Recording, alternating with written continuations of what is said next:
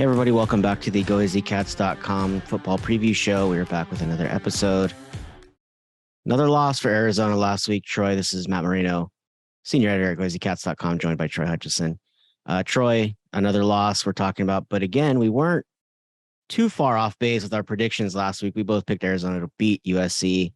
I said that USC just wasn't the same scary USC that they, have been in the past, and Arizona tends to play them pretty tough. I thought Arizona had a shot to get the win, and they did have a shot to get the win. You were there at the game, watched it all. I don't know if you've watched it a second time, if you put yourself through that, but what's kind of your takeaways on what you saw last Saturday and what it looked like for Arizona in a game that was, I think, closer than probably people outside of Tucson imagined it would be. Yeah, I think a lot of positives for Arizona. They got down by double digits twice in the game. Earlier in the season, you saw Jaden DeLora kind of pressing and making mistakes in those situations, and he was able to rise to the occasion each and every time, making play after play for Arizona. And, it was close. It was a game they probably should have won. It really came down to a 3rd and 8, down by 2, and USC gets that penalty, and it's pretty much game over. I know Arizona was able to battle back, but that was the game, that play right there. I do believe if Arizona gets that stop, which they did, Arizona goes on to win the football game. So I do think this game was decided by a penalty, and Arizona should be walking away feeling pretty good. Even though it's a loss, you're heading in the right direction after this type of game. That was going to be my point. And I know Jed Fish mentioned it after the game that he doesn't believe in moral victories, but it feels like there's a positive mentality or positive feeling to this team coming out of that game. I think that what you just said is kind of what I've been thinking about this week with this team, is that they're going in the right direction. This is not a game that would have looked like this last year. And you've had a few games like that, even going back to the Washington game where they feel like things go a couple different ways, they end up winning that game as well. And there's been a few of those this year. So they're not getting blown out, which is a step in the positive direction. And as Jed Fish said, on Thursday, it feels like they're kind of in that middle ground of becoming a good team. And, this is all just part of the process. And so, what's your take on just kind of the defense? Because, that continues to be the area where fans are focused on. A lot of fans are already saying, that they need to move on and figure something else out. And the experiment, with Johnny Nansen is over. And it's like, to me, and there's different debates on this or different thoughts on this idea. But my thought is it feels a lot like what the offense felt like last year, where, if everybody remembers, Don Brown and the defense was carrying the team for a lot of the season last year. And they were just looking for any little bit of anything from the offense to help them out. And, eventually they just couldn't hold teams down long enough, and it would turn into a different result. And maybe it wasn't all the defense's fault. You had the offense that just wasn't scoring points. Well, now it's kind of flip flop where the offense is doing its part and scoring 37 points, scoring 39 points, and really not having issues getting into the end zone and doing the things they were not doing last year. And so it feels like it's flip flopped, and that to me feels like a very similar scenario. What I said was, there is no T-Mac waiting in the wings, where at least at Arizona, you knew there's that hope of like, oh, you can finish off this recruiting class and get some really nice pieces, some immediate impact players. Obviously, you have the transfer portal that they can go through and different ways of getting some more talent on this defense. But that's probably the major difference. But it still feels like one of those things where you just have to let it play out and see where it's at, this time next year. And if you're still having, the same issues, then maybe you can talk about what needs to be done. I still think it's a personnel issue on that side of the ball. People want to point to the scheme, but if you have the right players, it really doesn't matter what scheme you run, you're going to be able to get the job done. And so I think that's been a part of it. As much as fans don't want to hear it, I just think that they're going to let this thing run the course. And I don't think Johnny Nansen's in any, danger of losing his job. I don't think there's going to be any special coaches brought in or anything really done anything differently, moving forward. I really do think that it's just going to be about trying to get more players on the field. And maybe you can speak to this. That's what they have been doing. And, that's to their credit, especially defensively. A lot of the moves they're making have been successful. Moving some guys out of the lineup, moving some guys into the lineup. There's been, more changes this week on the depth chart. Thursday it came out, they've been releasing it. at the start of the weeks, but recently in the last couple games, they've been waiting until Thursday to release the depth chart. Maybe talk to us about some of those changes and maybe just your overall thoughts on the defense, and is it making any kind of progress in any area in your mind? Yeah, and I think fans will look at 45 points against USC and be like, same old result. But it really isn't. I thought they played really good defense against USC, especially in the second half. In that first half, they got killed in third downs. I think the Trojans were like 9 of 11 on third down conversions in that game in the first half. And then Arizona's defense stepped up in the second half. And again, they were a play away from helping the offense get back onto the field. And in my opinion, they made that play and got flagged for it. But you're seeing guys step up like Jacob Manu, who came within a shoestring of tackling Caleb Williams on that fourth down play. Arizona maybe gets the ball, goes downfield, ties the game up, and you're heading into overtime. Got chop blocked there and just couldn't come up with the tackle. And you're seeing guys like DJ Warnell, Ephesians Prysock had some good minutes. Takario Davis got in there against USC. I'm not sure how well he played, but I mean, the fact that he's on the field is a good sign for Arizona. And Ty got in there as well. So I think you're seeing improvements defensively. I don't think they should make a change. I think this is a system that's going to work once he gets his players in. I do think there's a clear path in which he wants to go in. But you have to remember right now, Arizona's linebacking situation might be the worst it's been in for quite some time at Arizona. Jerry Roberts is a very good player, but the fact of the matter is, in past linebacking quarters, he's probably a rotational linebacker. And behind him, you're having Jacob Manu start, who's been amazing for Arizona in this defense. But on a traditional defense at Arizona, he's not playing. Not quite at this point in his career. They're still developing. So you're seeing guys that are trying to develop, play those minutes right now, play those snaps. And you're seeing issues. But I think overall, there's a lot of positive signs, especially after last week against USC. And when you look at the depth chart for the upcoming game against Utah, Ty starting at the tackle position. Before it was Paris Shan, who I'm high on. I think Paris is a very good player, but they have Ty moving into the starting role there, maybe a little bit more athletic than Paris. I think Paris is very athletic, but Ty maybe just gives them a little bit more versatility on the line there. And then you have, Ephesians being the co-starter to Stooks, which I think he'll get the first couple snaps in that game. And you're seeing other guys like Isaiah Taylor and Dalton Johnson step up too, giving some guys some rest. So they're starting to mix and match defensively out there. And they probably should have been doing it sooner, but it's one of those situations where guys have to earn your trust. And I think the guys are earning their trust now. Also, I think it's kind of a twofold situation with all these changes that they're making is, you have some new guys, you maybe see what works, what doesn't work, figure out some different things with maybe some different players, but also there's players who have been starters for a while now who are no longer starters. And so, or aren't going to get the same amount of time on the field. And so, I think the hope is also that it lights a fire under those guys and gets everybody playing better, because I think the end result that they want is just better play from everybody across the board defensively. And so I think it's not a bad decision. I mean, eventually you're going to rely on a lot of these guys to play a lot. Ephesians Prysock is going to play a lot during his time at Arizona. If you're in that part of the season where things are getting difficult and you're not getting the results you want from the guys that are out there, why not try and get him out there if you think he's ready to play? And as we all saw, the drop off isn't that big. So, you're giving something up in experience, but you're gaining some in talent, I think, at a lot of positions. And so, that's going to be an interesting scenario to see play out this week. Utah, not traditionally thought of as kind of a high-powered offensive team, but as everyone talked about, during this week, is they're probably most closely resemble North Dakota State, which Arizona had success against. So, maybe that's a positive thing. But flipping over to the offensive side, Jaden DeLora continues to have a really, really impressive season. Looks like he's taken steps in his development as a player, even since, winning Pac-12 Freshman of the Year last year at Washington State. At this point, what is next for Jaden in your mind, or what else do you want to see from him the rest of the season? Because he really is playing, at a high level right now. I think maybe just if we had to nitpick here, don't miss the big throw.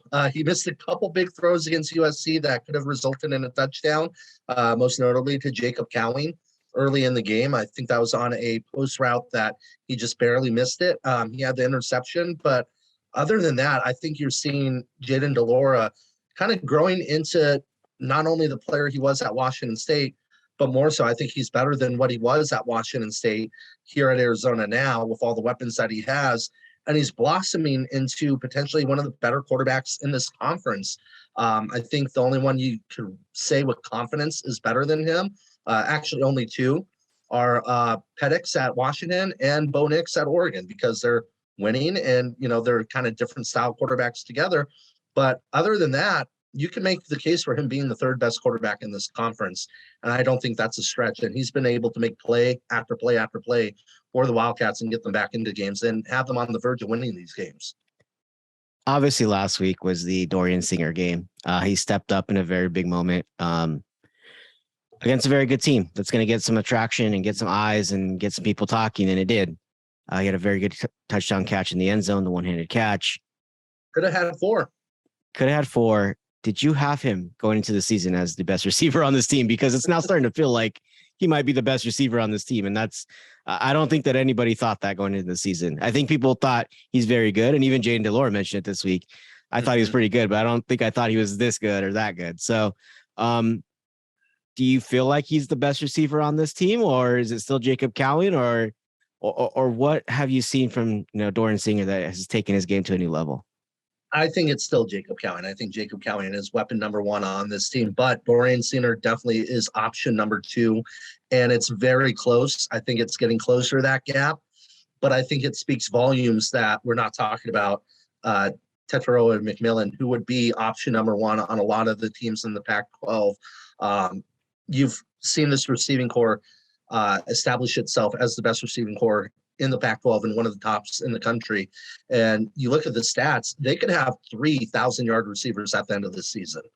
I'm not sure when the last time that's happened at Arizona or if it's ever happened at Arizona. I think this receiving core, because I used to hold the Nick Foles 2009 receiving core with DeJuan Kreiner, David Douglas, DeLaShawn Dean, Terrell Turner, that receiving core at really high regard as the best in school history. This is better than that.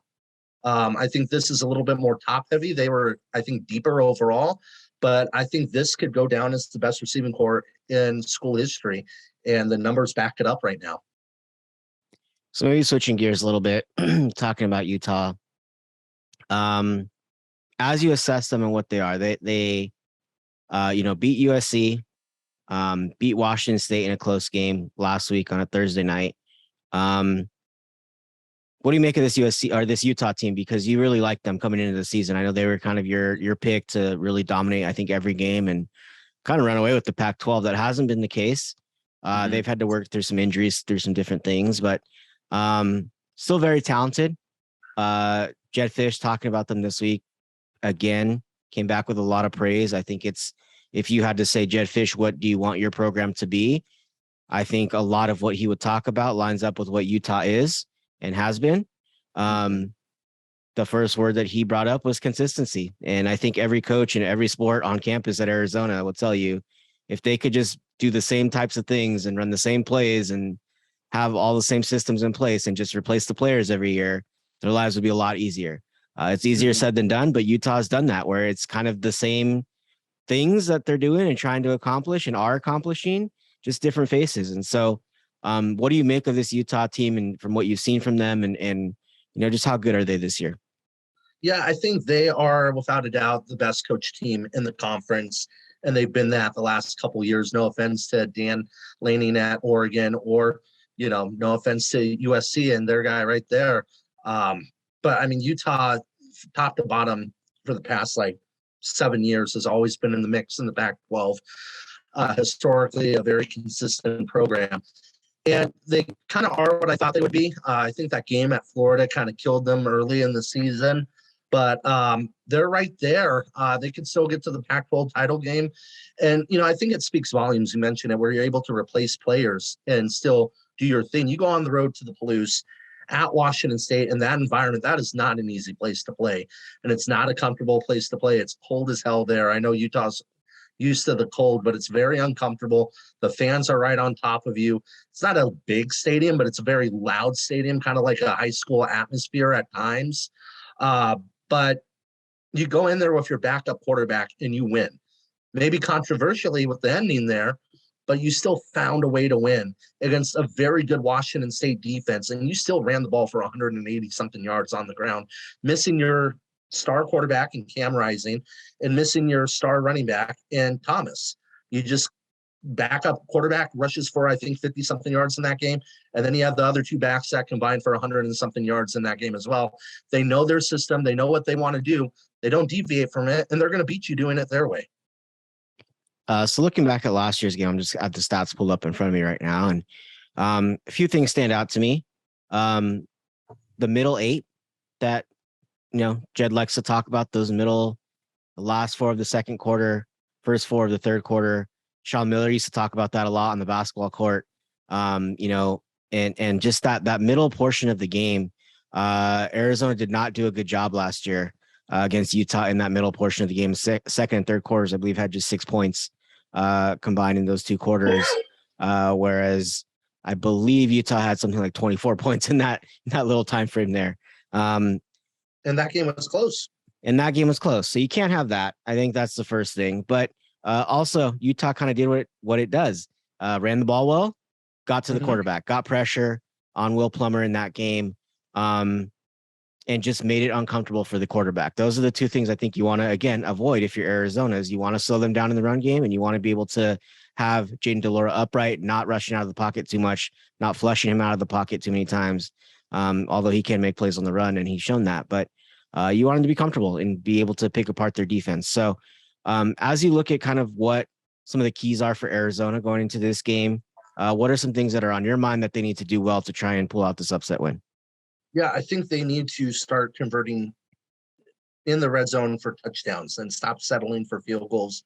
USC, they had to settle for 2 field goals. One was on the 1 yard line, where I believe it was a 2nd and goal, and they got stopped for a 7-yard loss, turned into a very poor possession. They settled for a field goal. That was after the Dorian Senior 73-yard reception as well. So you got to finish drives. That's number one. Number two, you can't turn the football over in this game, not in that environment, not on the road. And you're going to be playing in potentially either the snow or the rain and cold weather. So it's not going to be ideal weather for an offense. You can't give them extra opportunities, because then they're just going to run the football and slow it down and bleed clock and keep your offense off the field. And number three is you got to find a way to disrupt Cam Rising if he is the starting quarterback for Utah, which he probably will be.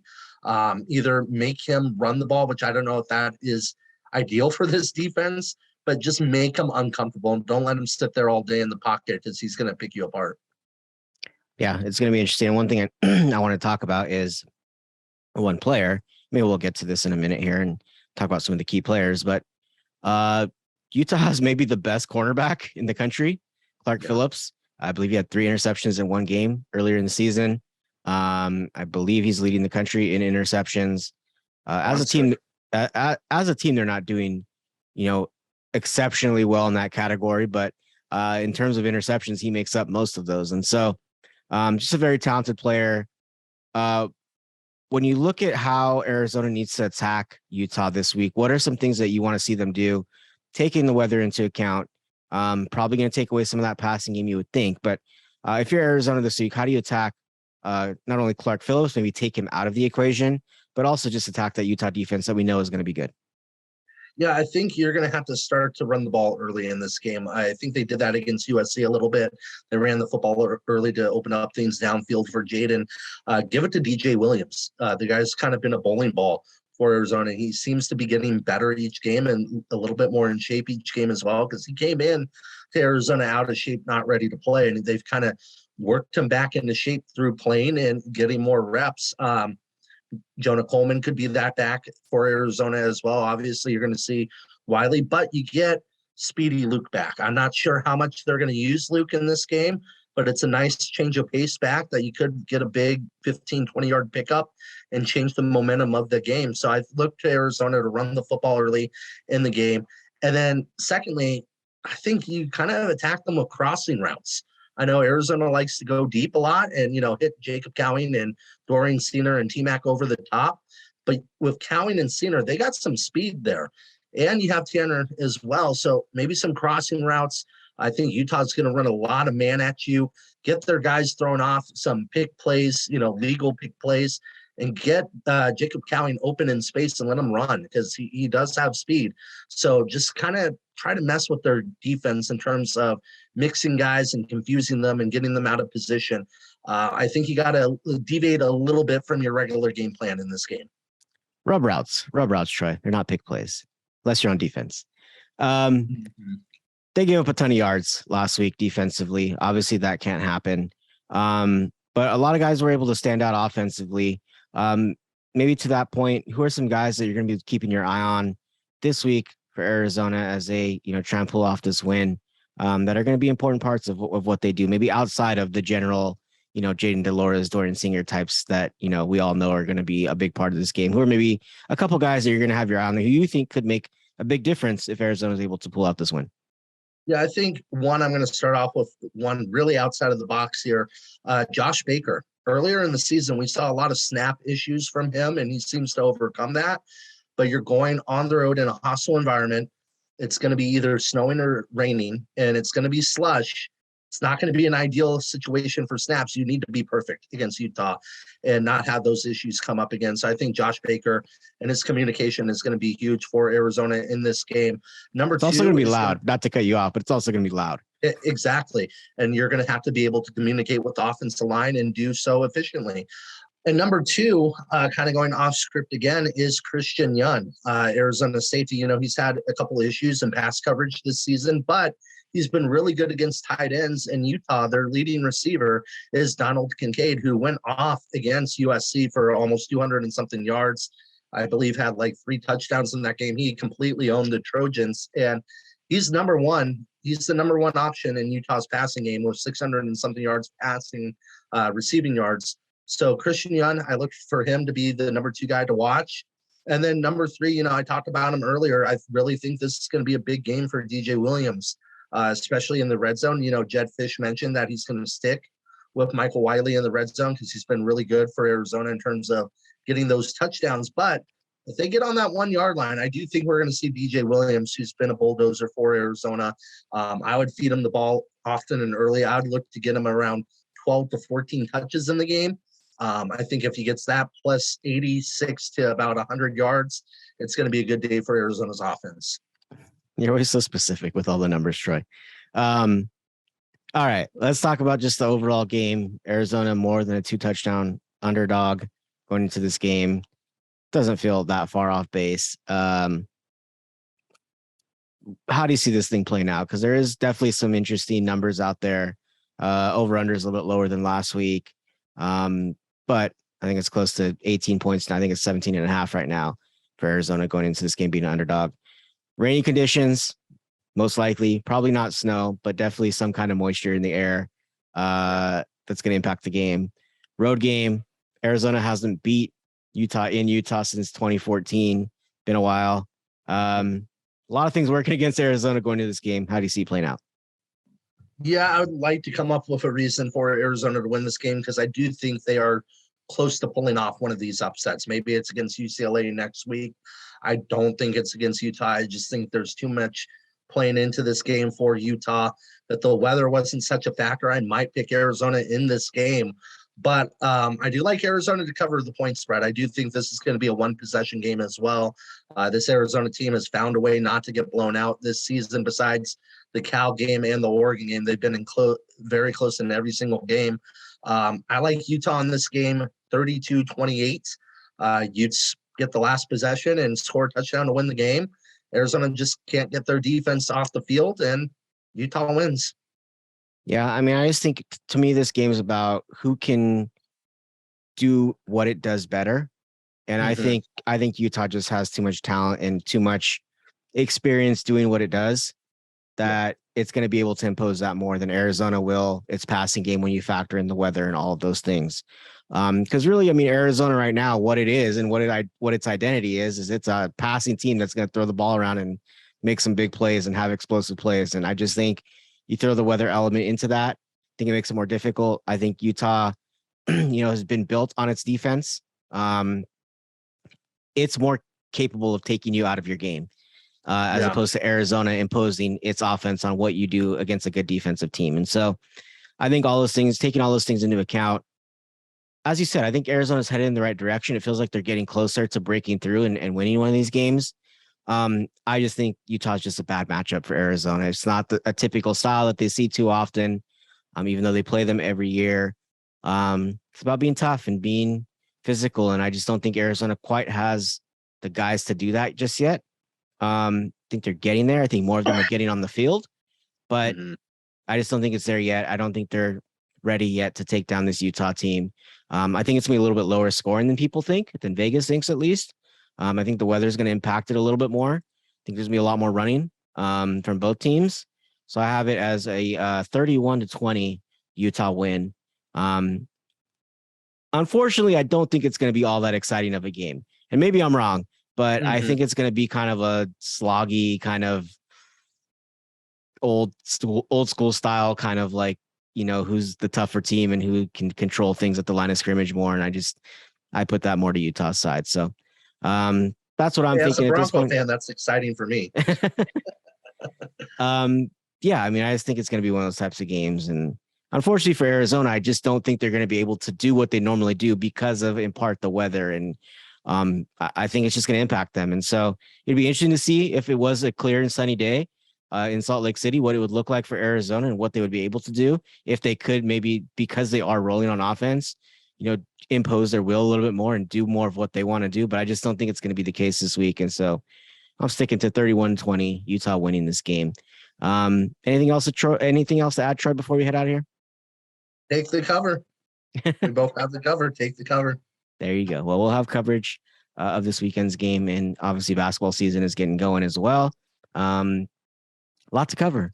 Busy times around Tucson, busy times around the country, really, as everything gets going here in the fall season. Starting to get a little bit chilly outside, and that means sports are in full swing. So we like this time of year. But we appreciate you all listening or watching. Make sure to subscribe to everything. Check us out on everywhere you can watch this or listen to this preview show. And as always, we appreciate you listening, and we'll talk with you guys next time.